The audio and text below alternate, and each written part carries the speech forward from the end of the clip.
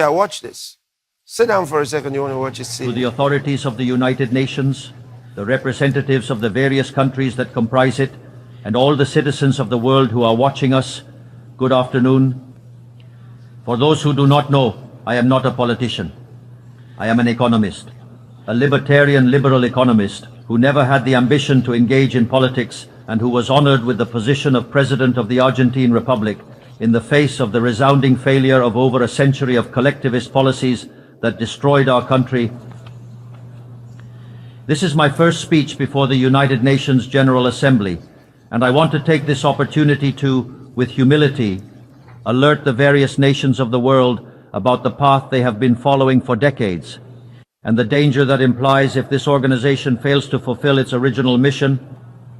I do not come here to tell the world what it has to do. I come here to tell the world, on one hand, what will happen if the United Nations continues to promote the collectivist policies that it has been promoting under the mandate of the 2030 Agenda, and on the other hand, what values the new Argentine Republic defends. I want to, yes, start by giving credit where credit is due. The United Nations was born from the horror of the bloodiest war in global history, with the main objective of ensuring that it would never happen again. To this end, the organization engraved its fundamental principles in the Universal Declaration of Human Rights. There, a basic agreement was recorded regarding the fact that all human beings are born free and equal in dignity and rights.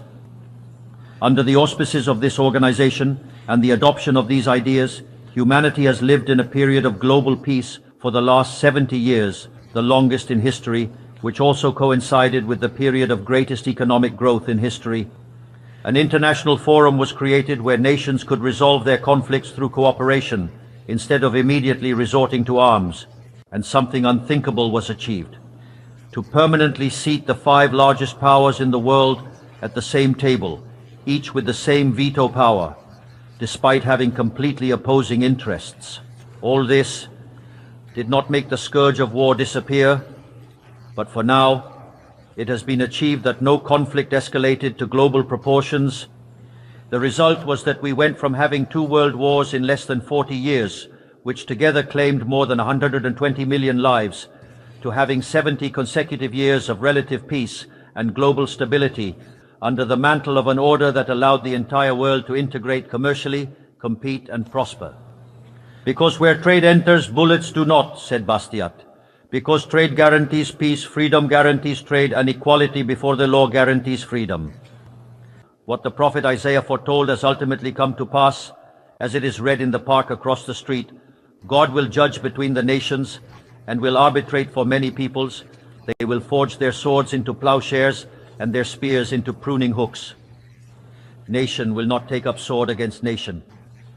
They will never again know war. This is what has mostly occurred under the tutelage of the United Nations in its early decades. And for this reason, from this perspective, we are talking about a remarkable success in the history of nations that cannot be overlooked. Now, at some point, and as often happens with most of the bureaucratic structures that we humans create, this organization stopped upholding the principles outlined in its founding declaration and began to mutate. An organization that had been conceived essentially as a shield to protect the realm of men transformed into a multi-tentacled leviathan that seeks to decide not only what each nation-state should do, but also how all the citizens of the world should live. This is how we went from an organization that pursued peace to an organization that imposes an ideological agenda on its members regarding a myriad of issues that pertain to human life in society. The model of the United Nations that had been successful, whose origins we can trace back to the ideas of President Wilson, who spoke of a society of peace without victory and was based on the cooperation of nation-states, has been abandoned. It has been replaced by a model of supranational governance by international bureaucrats who intend to impose a certain way of life on the citizens of the world. What is being discussed this week here in New York at the Summit for the Future is nothing other than the deepening of that tragic course that this institution has adopted from a model that, in the words of the United Nations Secretary himself, demands the definition of a new social contract on a global scale, doubling down on the commitments of the 2030 Agenda. I want to be clear about the position of the Argentine agenda. The 2030 agenda, although well-intentioned in its goals, is nothing more than a supranational socialist government program that aims to solve the problems of modernity with solutions that undermine the sovereignty of nation-states and violate the right to life, liberty, and property of individuals. It is an agenda that aims to solve poverty, inequality, and discrimination with legislation that only deepens these issues, because the history of the world shows that the only way to guarantee prosperity is by limiting the power of the monarch, ensuring equality before the law, and defending the right to life, liberty, and property of individuals. It has been precisely the adoption of this agenda which responds to privileged interests and the abandonment of the principles outlined in the Universal Declaration of Human Rights of the United Nations that has distorted the role of this institution and set it on the wrong path. Thus, we have seen how an organization that was born to defend human rights has been one of the main drivers of the systematic violation of freedom, such as the global quarantines during the year 2020, which should be considered a crime against humanity. In this very House that claims to defend human rights, they have allowed the entry of bloody dictatorships like those of Cuba and Venezuela without the slightest reproach. In this very House that claims to defend the rights of women, it allows countries that punish their women for showing skin to enter the Committee for the Elimination of Discrimination Against Women. In this very House, there has been a systematic voting against the State of Israel, which is the only country in the Middle East that defends liberal democracy, while simultaneously demonstrating a total inability to respond to the scourge of terrorism. In the economic sphere, collectivist policies have been promoted that undermine economic growth, violate property rights, and hinder the natural economic process, preventing the most disadvantaged countries in the world from freely enjoying their own resources to move forward. Regulations and prohibitions driven precisely by the countries that developed by doing the same things they now condemn. A toxic relationship has also been promoted between global governance policies and international credit organizations, demanding that the most marginalized countries commit resources they do not have to programs they do not need, turning them into perpetual debtors to promote the agenda of global elites.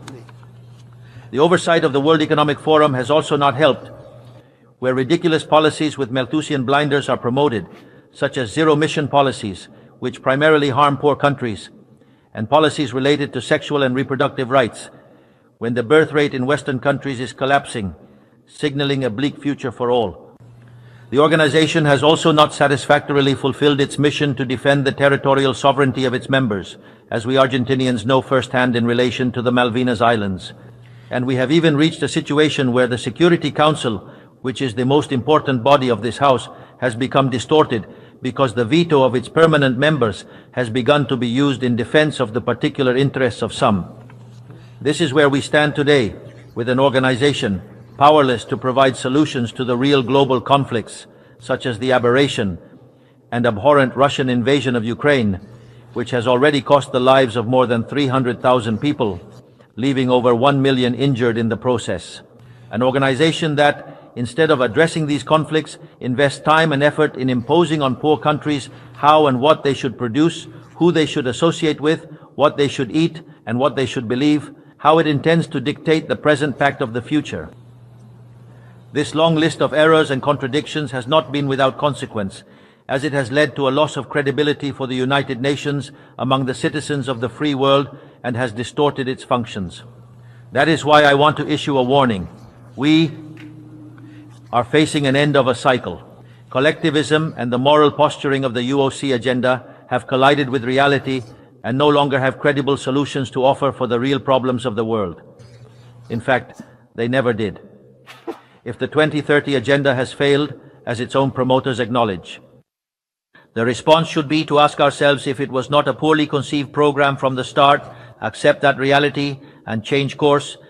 One cannot insist on persisting in error, doubling down on an agenda that has always failed.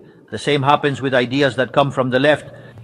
They design a model according to what they believe humans should do, and when individuals freely act otherwise, they have no better solution than to restrict, repress, and curtail their freedom. We in Argentina have already seen with our own eyes what lies at the end of this path of envy and passions. Poverty, ignorance, anarchy, and a fatal absence of freedom. We still have time to steer away from that course. I want to be clear about something to avoid any misunderstandings. Argentina is currently undergoing a profound process of change. It has decided to embrace the ideas of freedom, those ideas that state that all citizens are born free and equal before the law, that we have inalienable rights granted by the Creator, among which are the rights to life, liberty, and property. Those principles that govern the process of change we are undertaking in Argentina are also the principles that will guide our international conduct from now on. We believe in the defense of the life of all. We believe in the defense of the property of all. We believe in freedom of expression for all. We believe in freedom of worship for all. We believe in freedom of trade for all. And we believe in limited governments for all. And as what happens in one country quickly impacts others, we believe that all peoples must live free from tyranny and oppression, whether it takes the form of political oppression, economic slavery, or religious fanaticism. That fundamental idea must not remain mere words.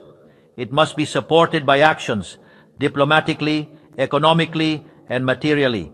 Through the joint strength of all the countries that defend freedom, this doctrine of the new Argentina is nothing more and nothing less than the true essence of the United Nations. That is, the cooperation of the United Nations in defense of freedom.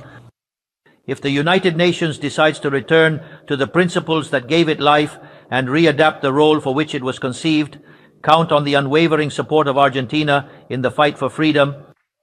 Know also that Argentina will not support any policy that involves the restriction of individual freedoms, trade, or the violation of the natural rights of individuals, regardless of who promotes it or how much consensus that institution has.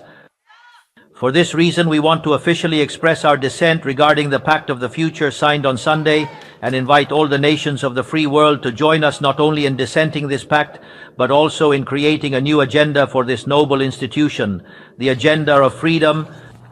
From this day forward, know that the Republic of Argentina will abandon the historical position of neutrality that has characterized us and will be at the forefront of the fight in defense of freedom. For as Thomas Paine said, those who wish to reap the blessings of freedom must, as men, endure the fatigue of defending it. May God bless the Argentinians and all the citizens of the world, and may the forces of heaven be with us. Long live freedom, damn it. Thank you very much.